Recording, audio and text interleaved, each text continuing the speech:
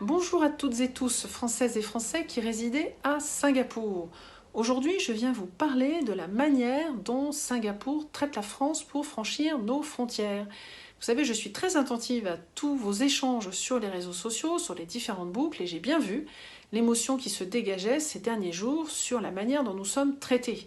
Et puis, je suis aussi concernée, j'aimerais bien aussi pouvoir retourner plus facilement à Singapour. Alors, j'ai donc pris l'initiative, comme je le fais d'ailleurs très régulièrement, d'appeler notre ambassadeur, Marc Abenso, pour comprendre un petit peu où nous en étions. Et voilà les informations que je voulais porter à votre connaissance. Alors, la première chose qui est très importante, c'est de bien comprendre, il y a deux protocoles différents que Singapour a mis en œuvre.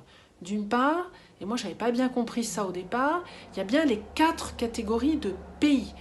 Et nous sommes donc dans la catégorie 4, la plus défavorable. D'ailleurs, je signale avec la Grande-Bretagne et avec les États-Unis, que je sache, ce ne sont pas des petits pays en termes de flux et de volume d'affaires, parce qu'on sait combien l'économie est importante à Singapour, entre leur pays et Singapour. Et puis il y a ceux qui sont en catégorie 3, 2 et 1, et j'ai bien vu qu'en catégorie 3 et 2, il y avait un certain nombre de pays européens, et finalement dans toutes ces catégories de pays, qu'est-ce que ça permet de définir? C'est surtout en gros, si quand on rentre de ces pays-là, on doit faire ou non une quarantaine, soit à l'hôtel, un hôtel dédié, soit éventuellement chez soi. Évidemment, chez soi, ça paraît plus simple.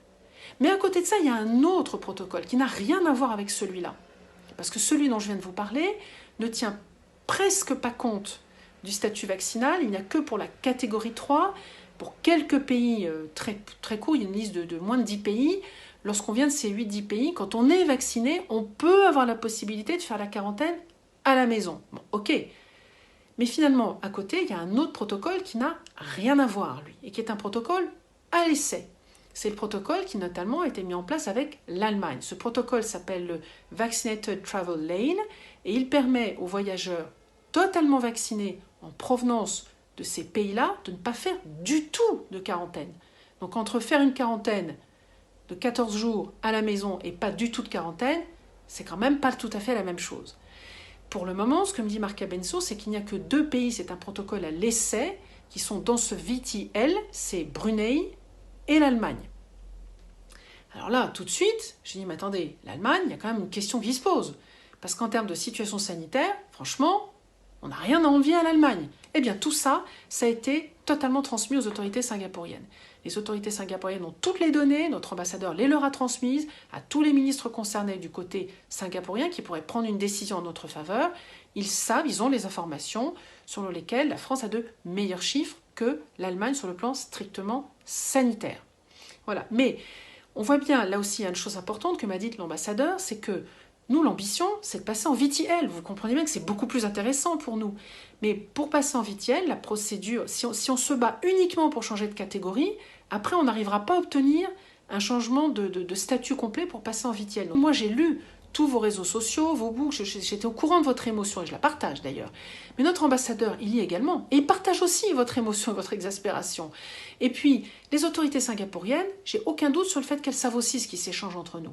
Et donc actuellement, on a tous intérêt à faire bloc autour de nos ambassadeurs, dans nos entreprises, avec nos amis, nos proches, nos voisins singapouriens avec lesquels nous échangeons, leur dire qu'il y a vraiment un traitement injuste entre l'Allemagne et nous.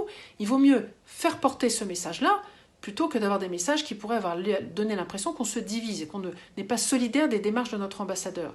Ce que fait également notre ambassadeur, c'est de mobiliser tous les leviers côté français, côté notamment ministère français, pour convaincre les autorités singapouriennes. Et d'ailleurs, il y a déjà eu un contact entre les 2 ministres de la Santé.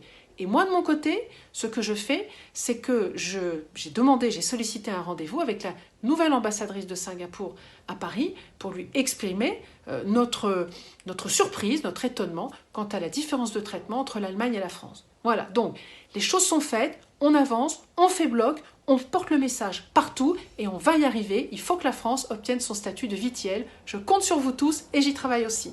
À bientôt.